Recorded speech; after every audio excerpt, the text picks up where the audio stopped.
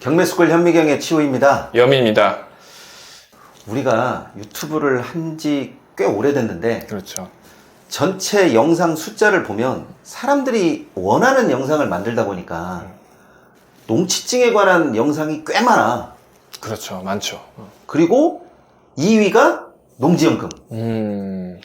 그런데 이 농지연금이라든지 농치증이라든지 이런 부분은 핵심을 꼭 체크해야 될 필요성이 있다라고 판단이 돼서 농치증에서 꼭 알아야 될 만한 거 3가지를 내가 꼽아왔어. 그래서 오늘의 주제는 농치증 반드시 알아야 될 3가지. 오늘 얘기한 이 3가지는 꼭 좀 숙지를 하고 계셨으면 좋겠습니다. 적어도 이 3가지만 알고 있으면 내가 농치증이 나올 것인지 안 나올 것인지 이런 거에 대한 질문은 나한테 더 이상 안 할 것 같아. 하지만 매번 한다는 거. 하지만 똑같은 질문을 수십 번씩 내가 답변하고 있다라는 거. 네. 자, 그러면 오늘 주제인 농치증 반드시 알아야 될 3가지에 대해서 얘기를 해보겠습니다. 자, 첫 번째는 관내 거주자, 관외 거주자입니다. 이 관내 거주자인지 관외 거주자인지에 따라서 이 농치증이 며칠 걸리냐라고 하는 그 기간이 달라져. 그렇죠. 농치증을 신청하고 농치증이 나오는 그 처리 기간이 며칠이냐가 일단 기본적으로 달라지죠. 그런데 내가 질문하는 사람이 관심 가지고 있는 농지가 어딘지도 모르고 내가 질문하는 사람이 지금 어디 사는지도 몰라. 그런데 꼭 나한테 물어봐. 저는 관내 거주자인가요? 아니면 관외 거주자인가요? 아무런 단서도 없이. 내가 그걸 어떻게 알아? 그래서 관내 거주자인지 관외 거주자인지 명확하게 설명 좀 해줘봐. 자, 일단 자료를 보시겠습니다. 자, 이게 경기도 지도인데요. 경기도 지도인데 저는 남양주에 삽니다. 남양주. 당연히 남양주에 거주를 하면서 남양주에 있는 땅을 매수를 하게 되면 저는 관내 거주자가 되는 거겠죠. 당연히 내 지역에 있는 농지를 매수를 하는 거니까 저는 관내 거주자가 되는 거고요.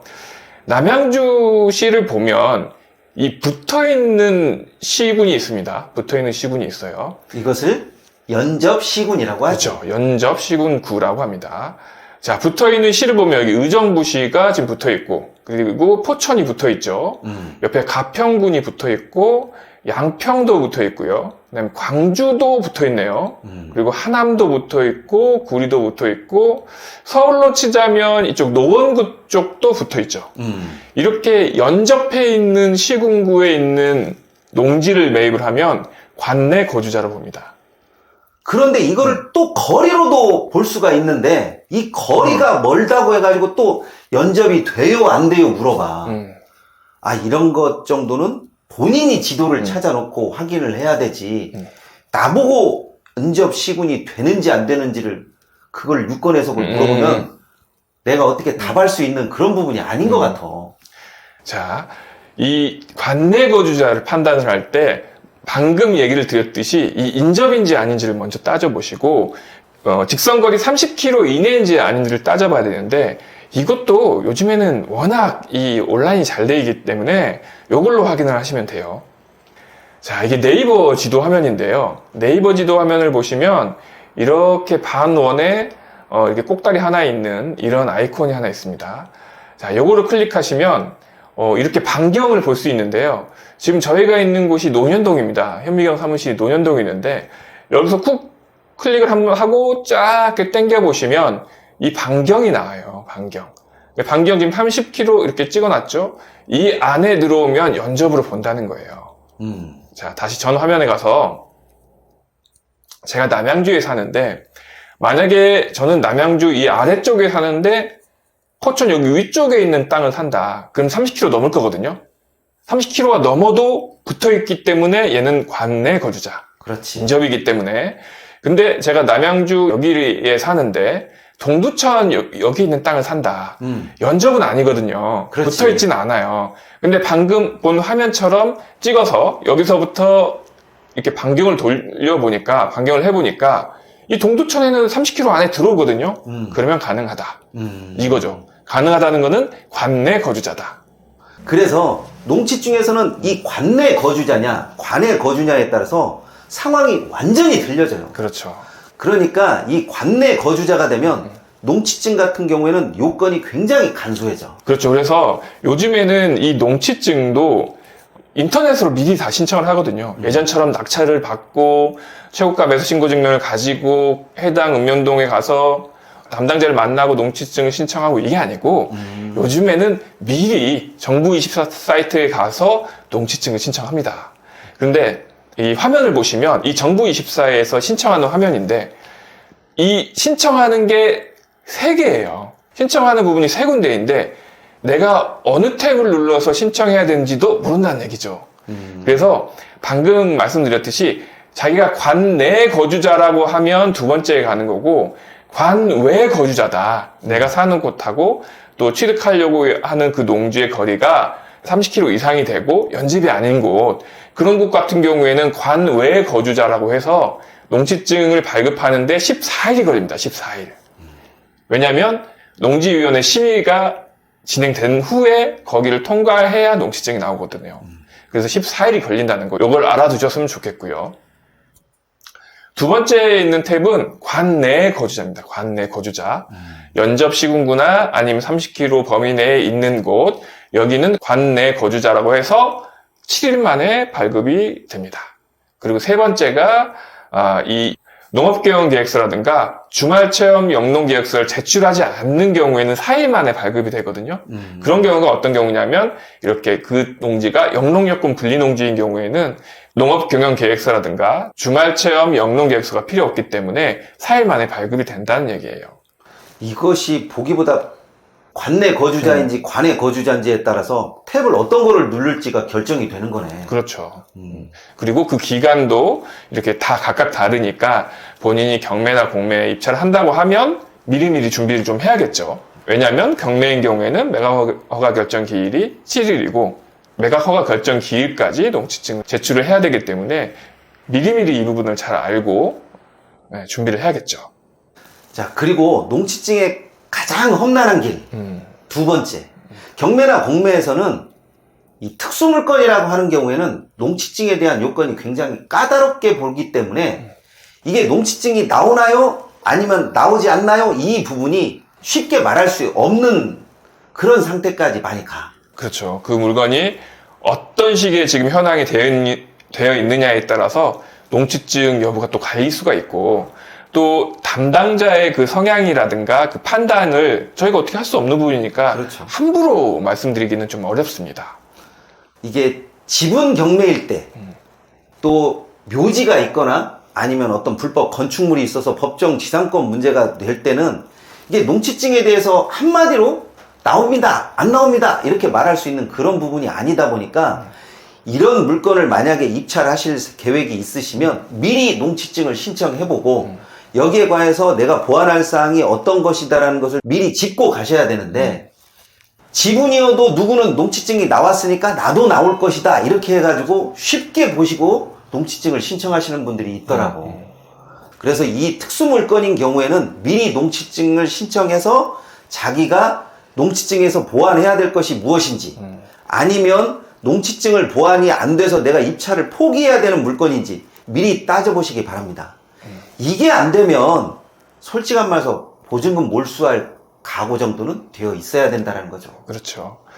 그리고 아까 말씀드렸듯이 농취증은 미리 신청할 수 있습니다. 예전처럼 낙찰 받고 그리고 신청하는 게 아니고 미리 신청할 수 있으니까 정부24 사이트를 이용해서 미리 신청을 해보시고 그 여부를 따져보시는 것도 방법이 될 수 있겠죠. 그리고 농취증은 신청은 얼마든지 여러 번 할 수 있다는 거 꼭 좀 잊지 마십시오. 한번 반려 처분 나온다고 해서 그 다음에 신청은 얼마 후에 해야 되나요? 이 말도 굉장히 많이 물어보시는데, 우리가 주민등록 등본 초본 떼는데 뭐 횟수 제한 있어? 그거하고 똑같이 생각하시면 됩니다. 자, 그리고 입찰하기 전에 농취증을 받기 위해서 그 농취증 담당자를 찾아갔는데 농취증 담당자가 낙찰 받고 오세요 그러는 경우도 있다고 하더라고요.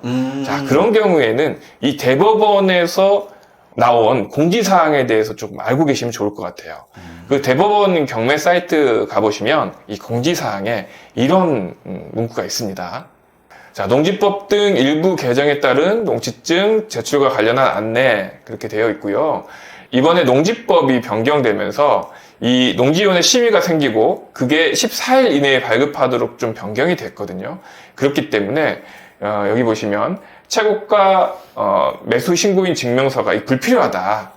낙찰 받고 가는 게 아니고 입찰 전에 미리 농지증 신청이 가능하니까 미리미리 신청하라고 이렇게 공지사항이 나와 있으니까 혹시라도 이제 담당자분께서 낙찰 받고 오세요 그러면 이 공지사항을 보여주고 미리 신청합니다 이렇게 얘기하시면 될 것 같습니다. 자, 그리고 또 하나 말씀드릴 부분이 방금 얘기하셨지만 이 특수물건 같은 경우에는 특히 뭐 법정지상권이나 분묘 같은 경우에는 이 농지를 농지로 쓰지 않고 있기 때문에 농지증을 발급 안 해주려고 하는 담당자가 있을 수 있거든요.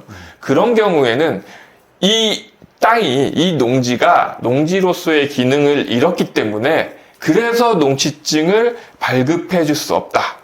이런 문구가 들어있는 문서를 하나 받으시면 됩니다. 자, 여기 화면을 보시면 예시를 하나 갖고 왔는데요. 신청 대상 농지를 취득하려는 경우에 농지 취득 자격증명을 발급받아야 하는 농지이나 불법으로 형질 변경 또는 불법 전용 이런 부분이 있어서 원상 회복이 있기 전에는 농업 경영 등에 이용하기 어려운 상태이기 때문에 현 상태에서는 복구가 필요하여 농지증 발급을 할 수 없음 이렇게 문서를 받고 이 문서를 가지고 법원 경매에게 제출하시면 매각허가 결정을 받을 수 있습니다. 이 문서가 반려처분 통지서라고 하는데 행여라도 농지증이 발급이 안 되면 꼭 잊지 말고 반려처분 통지서를 내주세요. 아니면 왜 농지증이 발급되지 않는지 그 사유서를 적어주세요. 이렇게 말해서 이거를 가져가면 그나마 조금 유연성 있게 봐줄 수 있다라는 거잖아. 그렇죠. 말 그대로 농지증 없이 소유권 이전을 할 수 있는 그런 조건이 되는 거죠. 자, 그리고 세 번째가 너무나도 중요한 농업경영계획서하고 원상복구계획서입니다. 이 농업경영계획서는 솔직히 농업에 종사하신 분이 뭐 얼마나 있겠어. 그렇지만 최대한 좀 성의 있게 꼼꼼히 적어야 예를 들어서 관내 거주자가 아니고 관외 거주자가 된다고 하더라도 조금 유연성 있게 넘어갈 수 있는 부분이거든. 그리고 원상복구 계획서 같은 경우에는 특수물건인 경우에는 이 계획서가 어느 정도는 실현 타당해야 되거든. 그렇죠. 너무나 허무맹랑하게 언젠가는 복구될 수 있습니다. 뭐 이렇게 써서는 안 되고 구체적으로 계획을 삼아서 꼼꼼하게 작성하는 것이 요령이라면 요령이에요. 자, 이게 농업경영계획서 양식이거든요. 이렇게 농업경영계획서에 칸이 많은데 좀 제일 많이 신경 써야 되는 부분이 어느 부분이에요? 뭐 어찌됐건 간에 이 농업경영계획서가 이렇게 모든 농지증에 확대될 수 있었던 것 중에 하나가 뭐냐면 과연 투기를 할 것이냐 말 것이냐. 그렇기 때문에 저 영농계획에 관한 사항이 내가 볼 때는 제일 핵심이라고 봐. 이 부분이요. 이 부분. 어떤 작물을 재배할 것인지, 그렇지. 또 뭐 어떤 작업을 통해서 영농 활동을 할 것인지 이 부분이군요. 저 부분에 계획이 조금 확실하게 잡혀 있고, 그리고 농업 경영 노동력 확보 방안이라고 또 그 근방에서 노동력을 확보할 수 있다라든지 아니면 기계를 임대할 수 있는 사람이 있다든지 이런 부분도 좀 꼼꼼히 작성을 해놓으면 그나마 투기에 이용되지 않겠구나라고 하는 확신을 좀 심어줄 수가 있는 거지. 예를 들어서 좀 이런 질문들이 가끔 오거든요. 내가 서울에 사는데 저기 뭐 울산에 있는 그런 농지를 내가 취득을 할 수 있느냐, 아직 거리가 먼 곳 이런 걸 취득할 수 있느냐. 취득은 할 수 있죠. 그렇지. 농지증은 받을 수 있어요. 근데 방금 말씀드렸듯이 저 노동력 저런 확보 방안에 대해서 조금 구체적으로 작성하는 것뿐만 아니라 예를 들어서 계약서라도 하나 같이 첨부를 한다거나, 그렇지. 예, 뭐 장비를 구입한 영수증을 뭐 첨부를 한다거나 관련된 그런 증빙 서류를 조금 같이 첨부를 해두면 아무래도 심의를 받는 데 있어서 유리하겠죠. 그렇지. 저것을 받는다는 것 자체가 농업 경영을 할 것이라는 것이니까 투기를 바라보는 눈으로 보지는 않는다라는 거지. 그렇죠. 그런 부분이 중요하다는 얘기인 거고요.